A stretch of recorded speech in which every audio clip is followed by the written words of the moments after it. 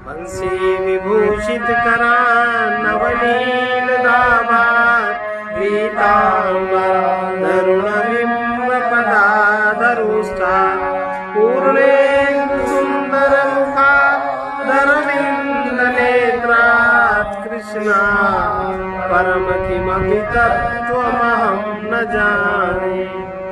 अध्याय 2 की दूसरी वल्ली। जिस क्षण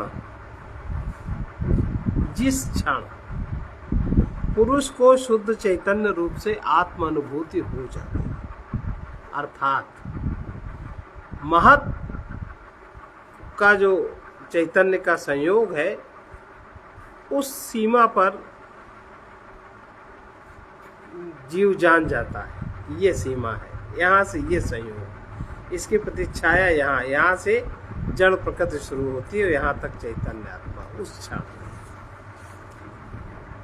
इस आत्म साक्षात्कार से वह नित्य एवं विभु आत्मा से एकत्व का अनुभव करने लगता है। यदि शुद्ध जल को शुद्ध जल में मिलाया जाएगा तो शुद्ध जल ही शेष रहेगा।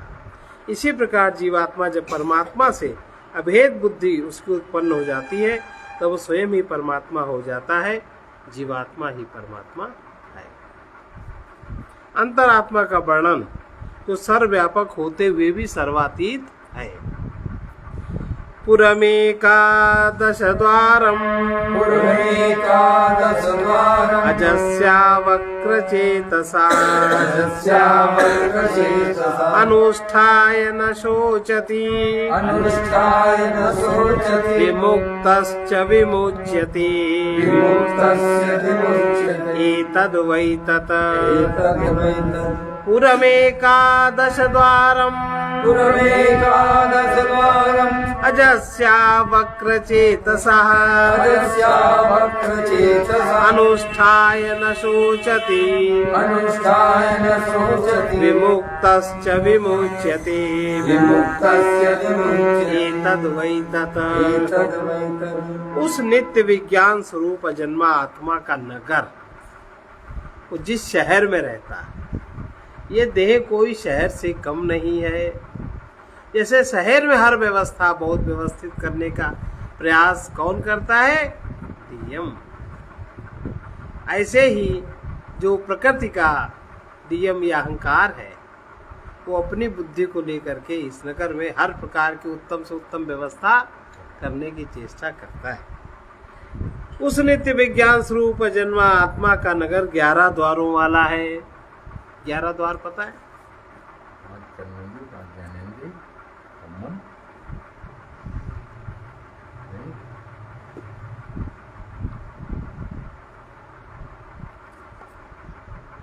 उसका ध्यान करने पर मनुष्य शोक नहीं करता। अविद्या जन्य बंधन से मुक्त हुआ वो जन्म मृत्यु के बंधन से मुक्त हो जाता है, यही वो ब्रह्म है। पूर्व में 11 द्वारम 11 द्वारों से युक्त शरीर ही इसका आत्मा का पुर है। 2 आंख गिनो, 2 कान, 2 नासिका एवं मुख, मस्तक संबंधी नाभि सहित शिश्न एवं गुदा मिलाकर 3 निम्न देशीय एवं सिर स्थित योग शास्त्रों में वर्णित ब्रह्मरंध्र मिला के 11 द्वार इस नगर में कहे गए। शरीर की नगर से तुलना उचित दिखाई देती है क्योंकि इसमें भी द्वार, द्वारपाल, अधिष्ठाता आदि हैं जो इसमें रहने वाले राजा का प्रत्येक कार्य नियम से करते हैं। ज्ञानेंद्रियां द्वार हैं तथा उनके अधिष्ठात देव द्वारपाल हैं। मन उन सबको नियंत्रित करने वाला है तथा पुरुष आत्मा राजा है। अनुष्ठाय इस प्रकार ध्यान करके हृदय गुहा में स्थित आत्मा का ध्यान करने वाला साधक इस प्रकार हृदय गुहा में ध्यान करने वाला साधक अविद्या एवं तज्जन्य जीव भाव से मुक्त होकर अपने वास्तविक स्वरूप से अर्थात आत्मा से साक्षात्कार कर ही लेता है। तदंतर वो कभी फिर शोक को नहीं प्राप्त होता क्योंकि अज्ञान निवृत्ति होने से वह जन्म मरण के चक्र से भी मुक्त हो जाता है। यही वो ब्रह्म है जिसके विषय में नचिकेता ने अपने गुरु यमराज से प्रश्न किया था। दूसरा, हंसः शुचिषद वसुरंतरिक्षसद, हंसः शुचिषद वसुरंतरिक्षसद, द्योतावेशिद तिथिर्दुरोणसत, द्योतावेशिद तिथिर्दुरोणसत, निषदवर सदृश सद व्योम सशब्दजा, निषदवर सदृश सद व्योम सदब्जा, गोजारितजा अद्रिजारितं बृहत, गोजारितजा अद्रिजारितं बहत। ये वो हो आदित्य रूप से आकाश में रहता है। वो इतत व इतत जो वो है उसको प्राप्त होने पर वो कहाँ रहता है? वो आदित्य रूप से आकाश में रहता है, वायु रूप से अंतरिक्ष में रहता है। आदित्य में जो तेज है बताओ किस तत्व का बना है? आदित्य का जो रश्मियां हैं बताओ किस तत्व की बनी? बता सकता है? वायु का जो स्पर्श है बताओ किस तत्व से बना? तो कह रहे हैं वो आदित्य रूप से आकाश में रहता है, वायु रूप से अंतरिक्ष में रहता है, अग्नि रूप से पृथ्वी पर रहता है। वो घर में स्थित अतिथि है। इसी प्रकार वो मनुष्यों में गमन करने वाला, देवताओं में रहने वाला, यज्ञ में रहने वाला, आकाश में जाने वाला, जल पृथ्वी यज्ञ एवं पर्वत से उत्पन्न होने वाला तथा सत्स्वरूप और वही महान। पूर्व मंत्र में वर्णित शरीर में स्थित जो अब सभी रूपों में व्याप्त परमात्मा के रूप में महान दिखाया गया, ब्रह्मांड में भिन्न भिन्न पक्षों एवं तत्वों में उसकी उपस्थिति की सुंदर सूची प्रस्तुत की गई। अंजा माने जल से उत्पन्न, जल में सीपी, शंख, मकर, मत्स्य आदि रूपों में उत्पन्न होना। गोजा माने पृथ्वी से उत्पन्न ब्रीयवादि वृक्ष एवं वनस्पति के रूप से उत्पन्न होना। अद्रिजा माने पर्वतों से उत्पन्न, पर्वतों पर नदी सरोवर आदि के रूप से उत्पन्न होना। ऊर्ध्वं प्राणमुन्यत्य पानं प्रत्यगस्यति, मध्ये वामनमासीनं विश्वे देवा उपासते। ऊर्ध्वं प्राणमुन्नयत्य पानं प्रत्यगस्यति, मध्ये वामनमासीनं विश्वे देवा उपासते। जो प्राण को ऊपर ले जाता है। आप क्या करते हो प्राण को ऊपर ले जाने में? प्राणवायु के आप क्या करते हो? आप बैठ, आपसे चलती कोई तो करता है, आप उसमें क्या करते हैं? जो प्राण को ऊपर की ओर ले जाता है और अपान को नीचे की ओर ले जाता है, आप क्या करते हो? गड़बड़ हो जाता है तो परेशान। हृदय के मध्य में रहने वाले उस पूज्य की आत्मा की सभी देवता उपासना करते हैं। यदि शरीर में जीवन स्वरूप आत्मा न रहे तो स्पष्ट है शरीर श्वास भी नहीं ले सकता। आत्मा या पुरुष इस शरीर से भिन्न भिन्न प्रकार की प्राणवायु को नियंत्रित करके शरीर को जीवित रखता है तथा मृत्यु पर्यंत गतिशील रखता है। शरीर को गति प्रदान करने वाला प्राणवायु 5 प्रकार की है। भिन्न भिन्न कार्य संपादन करने के कारण उसके 5 नाम है। वैसे ही पांचों मिलकर शरीर को जीवन धारण की सामर्थ्य देते हैं। ये 5 प्राण इस प्रकार है। पहला प्राण श्वास इंद्रियों तथा फेफड़ों आदि में आने जाने वाली श्वास वायु प्राण कहलाती है।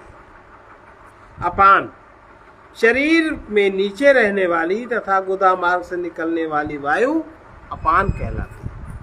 समान ये पाचन शक्ति के रूप में शरीर में कार्य करते हैं। उदान यह वायु कंठ में रहती है इसका कार्य हृदय से कंठ तथा तालु एवं सिर तक भ्रू मध्य तक माना गया है। व्यान यह रक्त प्रवाह के साथ संपूर्ण शरीर में प्रवाहित होता है। इस प्रकार केवल श्वास लेना ही प्राण नहीं है, प्राण तो समस्त ऊर्जा शक्ति है एवं श्वास लेना उसका केवल एक अंग है। देवा हम पहले भी देख चुके हैं कि देवों से तात्पर्य स्वर्ग में रहने वाले देवताओं से नहीं है, अपितु पांचों ज्ञान इंद्रियों के अधिष्ठाता देव रूप पंच महातत्वों से है। पुरुष की उपस्थिति में ही ज्ञानेंद्रियां क्रियाशील होती हैं, इसलिए उपनिषद में कहा गया है देव अर्थात ज्ञानेंद्रियां ही इस हृदयस्थ पुरुष की उपासना करती है। देव अर्थात ज्ञानेंद्रियों में जो देव अधिष्ठात्र इसके देवता है। अस्य विस्त्रमानस्य अस्य विस्त्रम समानस्य शरीरथस्य देहिना देहाद् विमुच्यमानस्य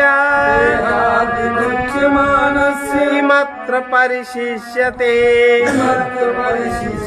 एतद् वै तत् अस्य विस्त्रम समानस्य शरीररथस्य देहिनः देहाद् विमुच्यमानस्य किमत्र परिशिष्यते एतद् वै तत्। इस शरीरस्थ देही के भ्रष्ट हो जाने पर अर्थात इस देह को छोड़ देने पर, जब जो इसका देही है वो जब देह छोड़ देता है, इस शरीर में भला क्या रह जाता है? तो जो देह छोड़ देता है वही यह ब्रह्म एतद वही तत्। एकादश द्वार वाले पूर्व रूपी शरीर का राजा यह आत्मा है, जिसके कारण इंद्रियां एवं प्राण वायु आदि के कार्य व्यापार चलते हैं। जिस प्रकार राजा के राजधानी छोड़कर दूसरे नगर जाने पर प्रजा की दुर्दशा हो जाती है, वो भी उसके साथ दूसरे नगर जाना चाहती है, उसी प्रकार शरीर के आत्मा के चले जाने पर भूत एवं इंद्रियों का समुदाय विध्वंस हो जाता है। पराक्रमी एवं बलशाली व्यक्ति का शरीर भी आत्मा के चले जाने पर क्षय को प्राप्त हुआ उन्हीं पंच तत्वों में मिल जाता है जिनसे वो पैदा हो। किमत्र परिशिष्यते, क्या शेष रह जाता है? आत्मा के देह से चले जाने के बाद क्या शेष रह जाता है? इस प्रश्न के द्वारा श्रुति ने यह तथ्य महत्वपूर्ण ढंग से सामने रखा कि आत्मा के बिना यह इस भौतिक शरीर में ऐसा कुछ नहीं रहता जिसको महान समझकर उस पर आप गर्व करें।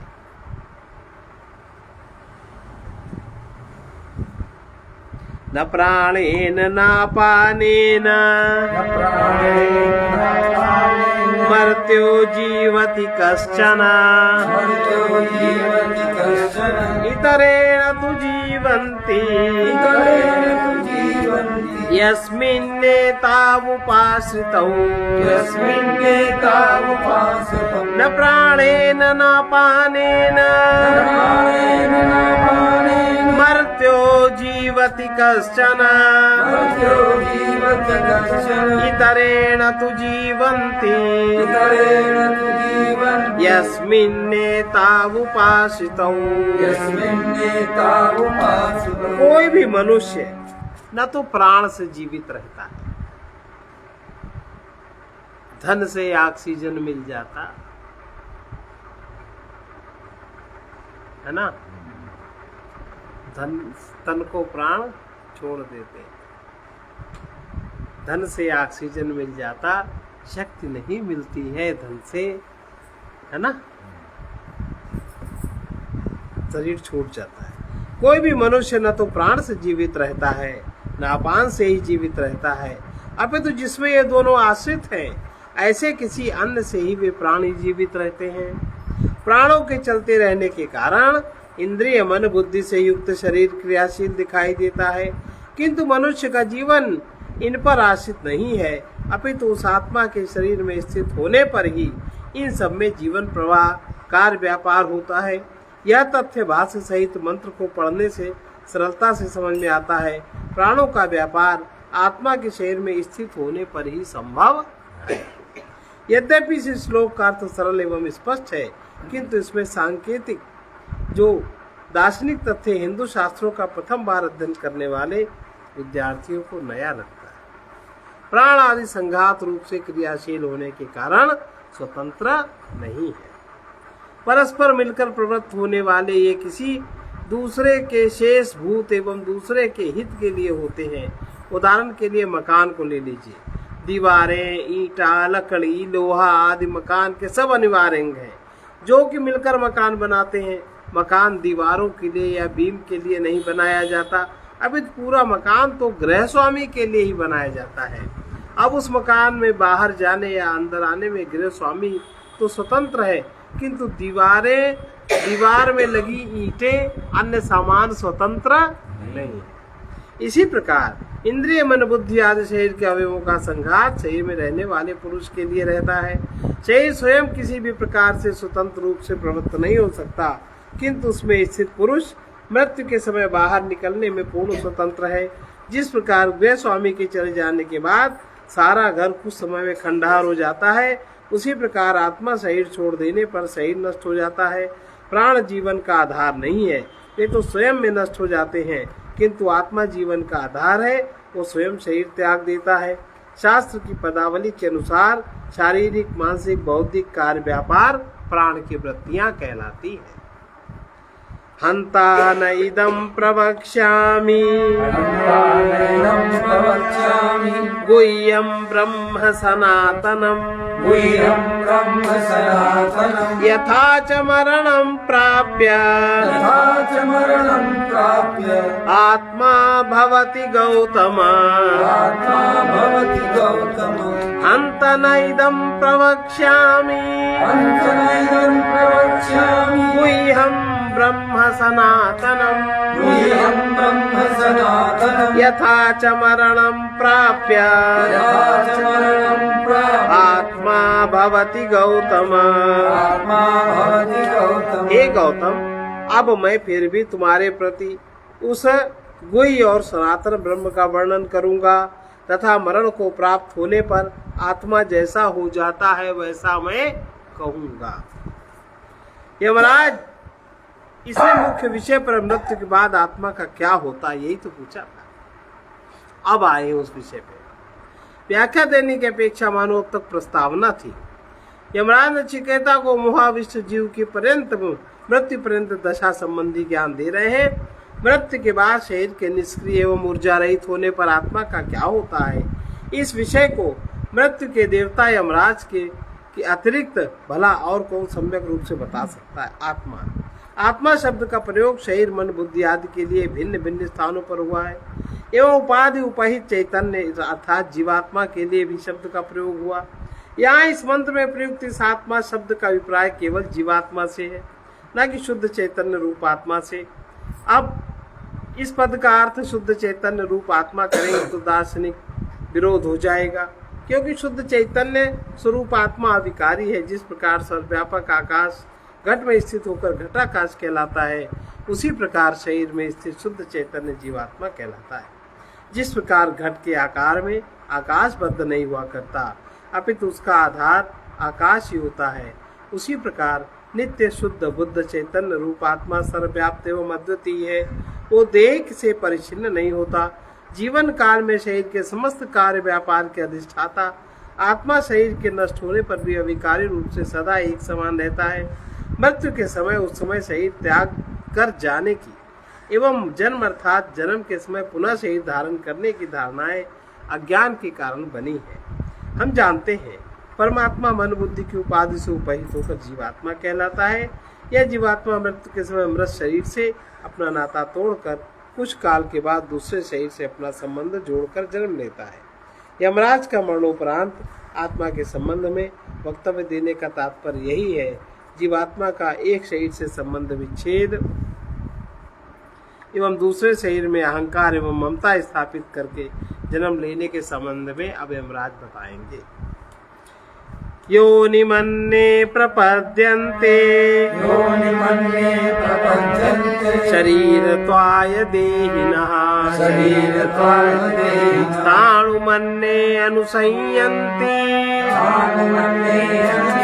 यथा कर्म यथा श्रुतम् यथा कर्म यथा श्रुतम् योनिमन्ये प्रपद्यन्ते योनिमन्ये प्रपद्यन्ते शरीरत्वाय देहिनः शरीरत्वाय देहिनः ताणुमन्येऽनुसंयन्ति स्थाणुमन्ये संयन्ति यथा कर्म यथा श्रुतम् यथा कर्म यथा श्रुतम् अपने कर्म और ज्ञान के अनुसार, केवल कर्म नहीं,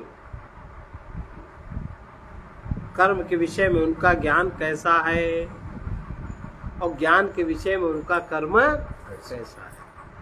अपने कर्म और ज्ञान के अनुसार कुछ देहधारी शरीर प्राप्त करने के लिए किसी योनि को प्राप्त होते हैं और कितने ही स्थावर भाव को प्राप्त हो जाते हैं। स्थावर माने पेड़ पौधे आदि। स्थाणु का अर्थ है अचल, अतः इसका तात्पर्य हुआ वनस्पति जगत या चट्टान इत्यादि के रूप में जड़ जगत। मतलब मनुष्य बनने के बाद भी ऐसा होता है, उसका ज्ञान किस प्रकार का है। वनस्पति जगत या चट्टान इत्यादि के रूप में जड़ जगत अधिक आशावादी होने के कारण प्रायः यह सोचा जाता है कि एक बार मनुष्य योनि पा लेने के बाद कितना भी पापाचरण क्यों न किया जाए, पत्थर आदि के रूप में निम्न योनियों में नहीं जाना पड़ता। इस तथ्य पर आध्यात्मिक जगत के साधु संत तो और भी बल देते हैं। इनके अनुसार भी एक बार मनुष्य योनि में जन्म लेने के बाद पशु योनि या वनस्पति या प्रस्तर जगत में उत्पन्न होने का क्या काम, किंतु इस आशावादी धारणा को इस मंत्र में मिथ्या प्रमाणित किया गया है। प्रथम बल्ली के छठे मंत्र में भी नचिकेता ने कर्मफल सिद्धांत एवं पुनर्जन्म के सिद्धांत की यह कहकर स्थापना की है, फसल के समान मनुष्य जन्म लेता है एवं फसल के समान नष्ट हो जाता है। इस मंत्र में वही सिद्धांत दोहराया गया। शरीर नष्ट होने के बाद जीवात्मा दूसरा शरीर ग्रहण करने के पूर्व कुछ पल के लिए सूक्ष्म रूप से रहता है, सूक्ष्म शरीर में रहता है। यह जीवात्मा अपने कर्म फल को भोगने के लिए किस जगह वो अपना कर्म फल भोग लेगा आसानी से, जिसका जो उसका ज्ञान है उसका भोग किस प्रकार होगा।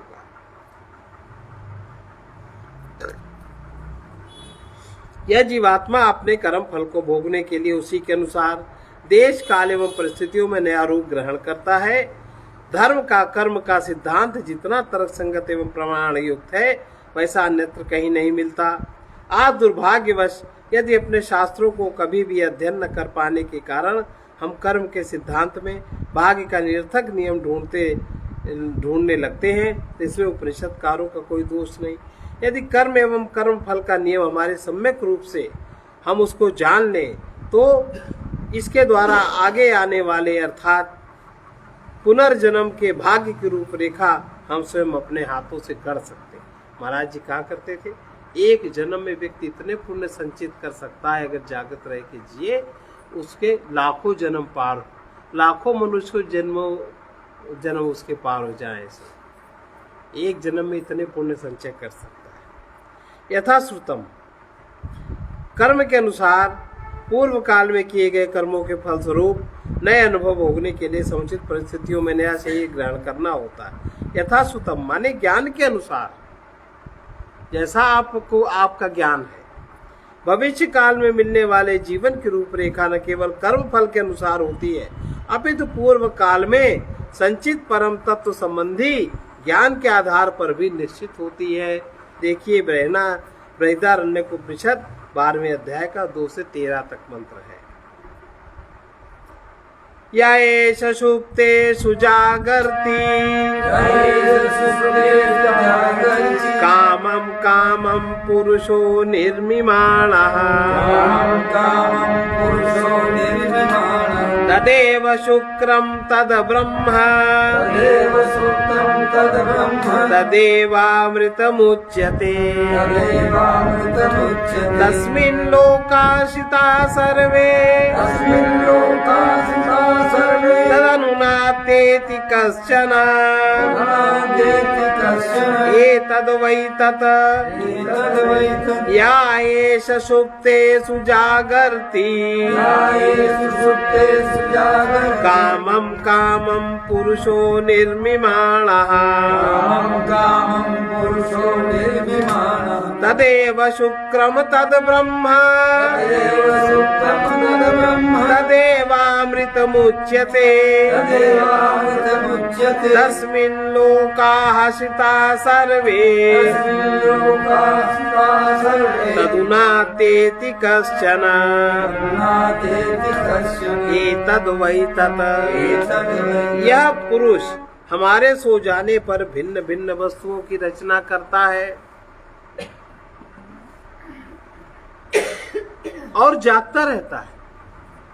स्वप्न में क्या होता है?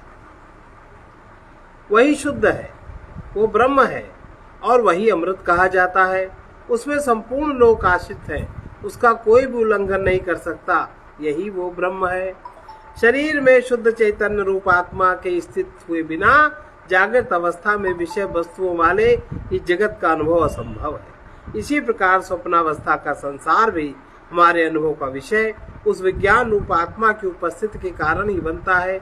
सुषुप्तावस्था में भी यह प्रतीत की मैं नहीं जानता, इसी आत्मा के कारण संभव होती है। इस प्रकार विज्ञान स्वरूप आत्मा तीनों अवस्थाओं में समान रूप से साक्षी होकर स्थित रहता है। यह न कभी जागता है, न स्वप्न देखता है, न सुप्तावस्था को प्राप्त होता है। उसी की उपस्थिति में तीनों अवस्थाएं एक के बाद एक बदलती रहती हैं। सड़क के किनारे जलने वाले लैंप के दृष्टांत के ऊपर हम इस तथ्य को पूर्ण रूप से स्पष्ट किया जा चुका है। लैंप का प्रकाश उन सभी वस्तुओं को प्रकाशित करता है जो उसके प्रकाश की परिधि में आती है। कभी नाचते गाते नवविवाहित जोड़े को, तो कभी मदमस्त हाथियों व्यक्तियों को, कभी शव यात्रा के दुखी जनों को प्रकाशित करता है। तीनों अवस्थाओं में लैंप के प्रकाश को नवविवाहित जोड़े प्रकाशित करते हुए सुखानुभूति या मदोन्मत्त व्यक्तियों को प्रकाशित करते हुए उन्मत्तता की प्रतीति या शव यात्रा के समय दुखानुभूति नहीं होती। इसी प्रकार हम में स्थित शुद्ध चैतन्य रूप आत्मा जागृत स्वप्न एवं सुषुप्ति तीनों अवस्थाओं को प्रकाशित करते हुए कभी किसी के अनुभव से लिप्त नहीं होता। इस समय यमराज अपने शिष्य नचिकेता को आत्मा के विषय में जिस पदावली में ज्ञान दे रहे हैं, यह उसके इस अविद्याजन्य संसार में भोगे हुए अनुभवों को ध्यान में रखते हुए है। और पाठशाला में अध्यापक विद्यार्थियों को जोड़ना घटाना सिखाने के लिए उन्हें अंकों के द्वारा न समझाकर पहले वस्तुओं के द्वारा समझाते हैं। ये वस्तुएं वो नन्हे बाल विद्यार्थियों ने के अपने जाने हुए जगत से चुनता है। जैसे वो कहेगा कि तुम्हारे पास 10 आम है, तब तुम्हारे मित्र के पास 5 आम है, तो कुल मिलाकर कितने हुए? यहाँ आम महत्वपूर्ण नहीं है, अपितु बालक के जाने हुए आम के माध्यम से अध्यापक अपने बाल विद्यार्थी को गणित का सिद्धांत समझाता है। कोई भी व्यक्ति जागृत स्वप्न सुषुप्ति में इन तीनों अवस्थाओं से अपरिचित नहीं हो सकता। गुरु के द्वारा बताए जाने पर कि तीनों चेतना अवस्थाओं को प्रकाशक साक्षीभूत एक ही शुद्ध चैतन्य स्वरूप आत्मा है, तो परमात्मा के संबंध में न जानने व अनुभव करने में हमें सफलता होती। हमारी निषिद्ध वृत्तियों, विषय वासनाओं, ईर्ष्या एवं स्वार्थ की भावनाओं से सर्वथा अलिप्त साक्षीभूत आत्मा निश्चय ही शुक्र अर्थात शुद्ध है। शरीर रूपी नगर का स्वामी ही संपूर्ण जगत का अधिष्ठाता है। वो कर्म एवं ज्ञान के फल के अनुरूप नए नए शरीर स्वयं को व्यक्त करने के लिए धारण कर रहा है। अब मन में जो वृत्तियां हैं, वृत्तियां व्यक्त होना चाहेंगी, तो व्यक्ति ने वैसे तो शरीर चाहिए। जैसे कोई वृत्ति आप किसी को मुंह चढ़ाते हैं, कोई बात हाथ से कहते हैं, तो वैसी आकृति बनाते हैं, वैसी आकृति प्रकृति से वो लेता है। अग्निर्यथैको भुवनं प्रविष्टो अग्निर्यथैको भुवनं प्रविष्टो रूपं रूपं प्रतिरूपो बभूव रूपं रूपं प्रतिरूपो एकस्तथा सर्वभूतान्तरात्मा एकस्तथा सर्वभूतान्तरात्मा रूपं रूपं प्रतिरूपो बहिश्च रूपं रूपं प्रतिरूपो बहिश्च अग्निर्यथैको भुवनं प्रविष्टो अग्निर्यथैको भुवनं प्रविष्टो रूपं रूपं प्रतिरूपो बभूव रूपं रूपं प्रतिरूपो बभूव एकस्तथा सर्वभूतान्तरात्मा एकस्तथा सर्वभूतान्तरात्मा रूपं रूपं प्रतिरूपो बहिश्च रूपं रूपं प्रतिरूपो बहिश्च जिस प्रकार विश्व में प्रविष्ट हुआ अग्नि प्रत्येक रूप के अनुरूप हो गया। अग्नि जिस आकार की लकड़ी है वैसे ही तो अग्नि का आकार दिखाई देता है, और वैसे अग्नि का कोई भी आकार, जिसमें अग्नि जलती है वही तो आकार दिखाई देने लगता है।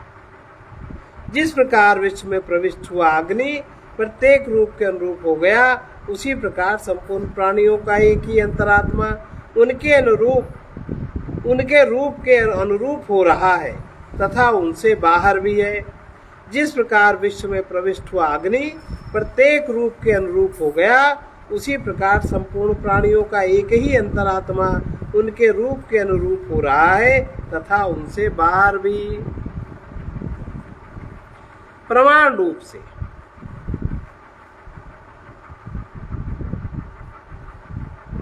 कोई भी रंगीन द्रव्य कांच के लंबे आकार के पात्र में लंबा एवं वृत्ताकार पात्र में गोल दिखाई देता। अग्नि इस आकार की भिन्नता के कारण ही भिन्न प्रतीत होने वाले द्रव को भिन्न भिन्न कोटि में रख सकते हैं। इसी प्रकार आत्मा के भिन्न भिन्न रूपों में विविधता होती है, किंतु आत्मा तो सर्वत्र एक सा है। पंखा, बल्ब, फ्रिज एवं हीटर आदि में प्रवाहित होने वाली विद्युत धारा एक ही होती है। उपकरणों की भिन्नता के कारण वो वायु, प्रकाश, शीत, उष्मा आदि भिन्न भिन्न रूपों में व्यक्त होती है। भिन्न भिन्न मन बुद्धि वाले शरीरों में भी भिन्न रूप से व्यक्त होने वाला आत्मा सदा निर्विकारी एवं एक ही है। यही कारण है कि बुद्धि आदि के भेद से मैं तुम्हारे जैसा नहीं हूँ और आप मेरे जैसे नहीं है, किंतु हम दोनों में आत्म तत्व एक है। बहिष्ठ बाहर भी सर्व विभु शुद्ध चैतन्य आत्मा हम में स्थित होता है, हमें चेतन बनाता है, किंतु व्यक्त जगत से परिचिन्न नहीं है, उसे भी तो चेतन बनाता है। संपूर्ण ब्रह्मांड में एकत्रित करके परम तत्व से उसकी तुलना करने पर श्रीमद् भगवद गीता के अनुसार यह ब्रह्मांड परमात्मा के सहस्त्रांश का भी अंश ही प्रमाणित होता है। इसी तथ्य को महत्व देने के लिए श्रुति ने यहाँ कहा, आत्म तत्व न केवल दृश्य दृश्य समस्त जगत में ही व्याप्त है, अपितु यह इसके परे भी है। सारांश यह परम तत्व अनंत एवं सर्वविभु यही है। वायुर्यथैको भुवनं प्रविष्टो वायुर्यथैको भुवनं प्रविष्टो रूपं रूपं प्रतिरूपो बभूव रूपं रूपं प्रतिरूपो बभूव एकस्तथा सर्वभूतान्तरात्मा एकस्तथा सर्वभूतान्तरात्मा रूपं रूपं प्रतिरूपो बहिश्च रूपं रूपं प्रतिरूपो बहिश्च जिस प्रकार इस लोक में प्रविष्ट हुआ वायु प्रत्येक रूप के अनुरूप हो रहा है, उसी प्रकार संपूर्ण भूतों का एक ही अंतरात्मा प्रत्येक रूप के अनुरूप हो रहा है और इससे बाहर भी। इस मंत्र में भी आत्म तत्व की सर्वत्र एकता प्रतिपादित करने के लिए पूर्व श्लोक की भांति अन्य दृष्टांत दिया गया है। इसमें अग्नि के स्थान पर यमराज ने वायु को प्रस्तुत किया। पशु जगत, वनस्पति एवं मनुष्य सभी के लिए वायु जीवन का आधार है। इसी से हम जिस भिन्न भिन्न नाम रूपात्मक जगत का अनुभव करते हैं, उन सब का अधिष्ठान केवल एक स्थान है, वो अद्वितीय आत्म तत्व। आत्म तत्व की एकता निरूपित करने के लिए पूर्व श्लोक की पुनरावृत्ति होने से इसमें उसी प्रकार जानना चाहिए। आज बस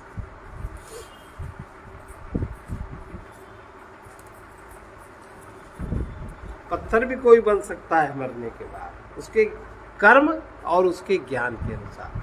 ज्ञान के अनुसार कोई कर्म करता है, कर्म के अनुसार किसी का भाव होता है और भाव के अनुसार उसकी स्थिति होती है।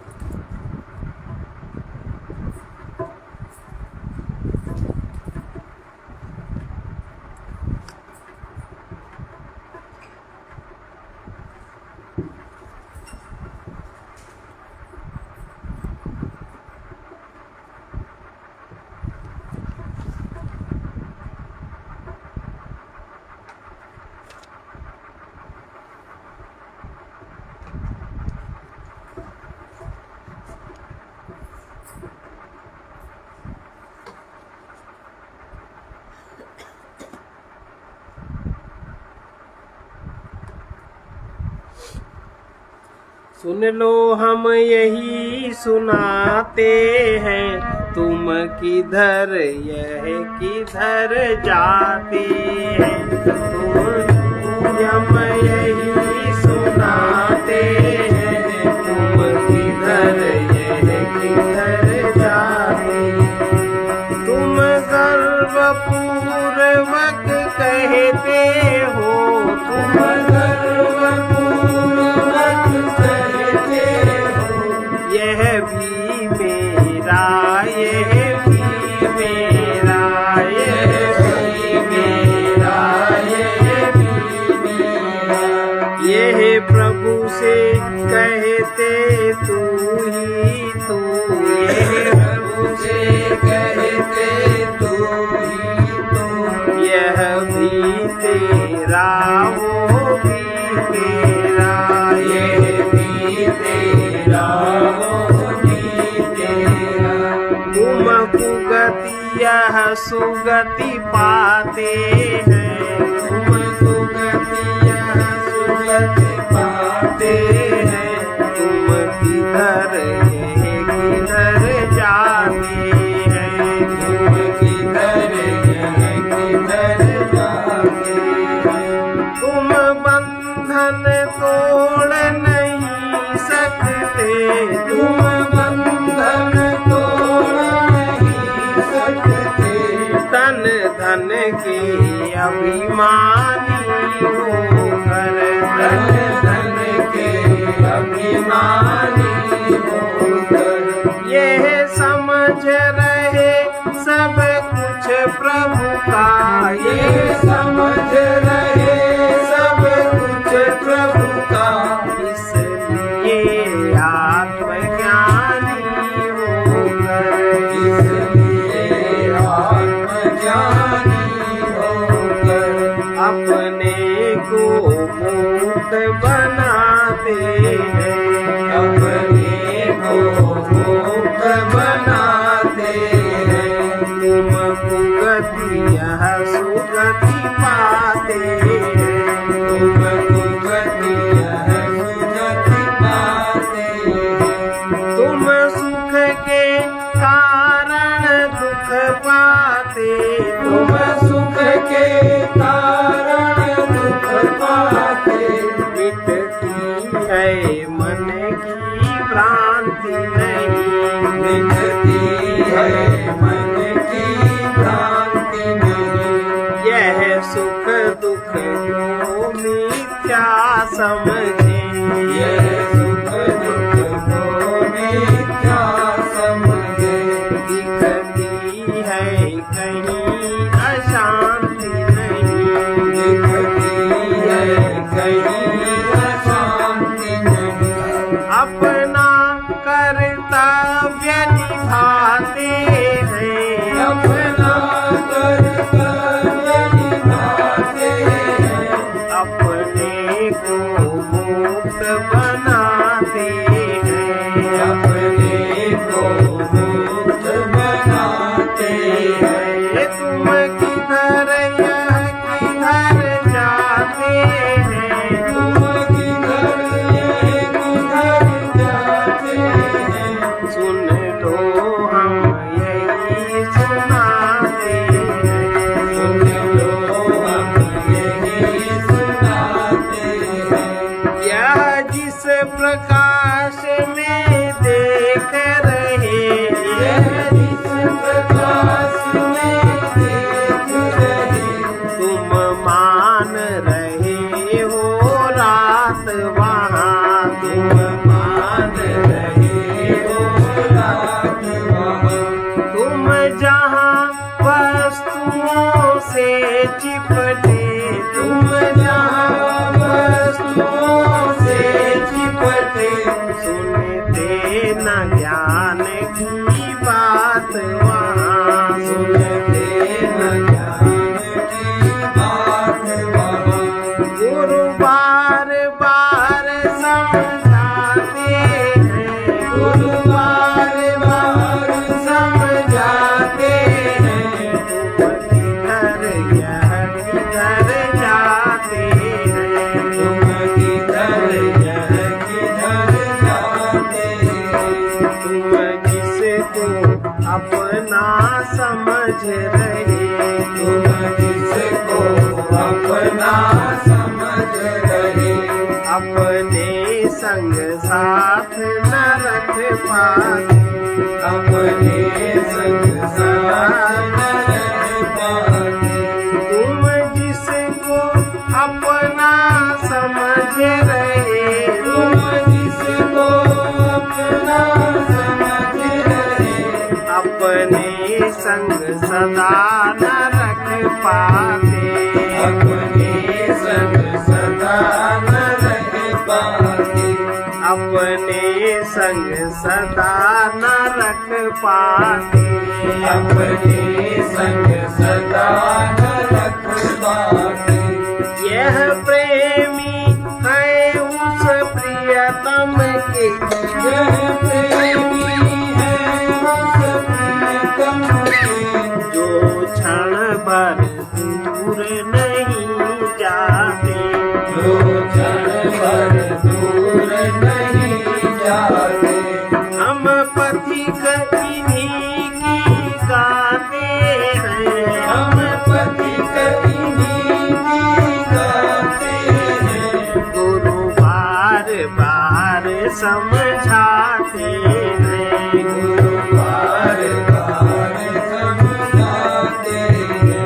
सुन लो हम यही सुनाते हैं, सुन लो हम यही सुनाते हैं, तुम किधर यह किधर जाते हैं, तुम किधर यह किधर जाते हैं।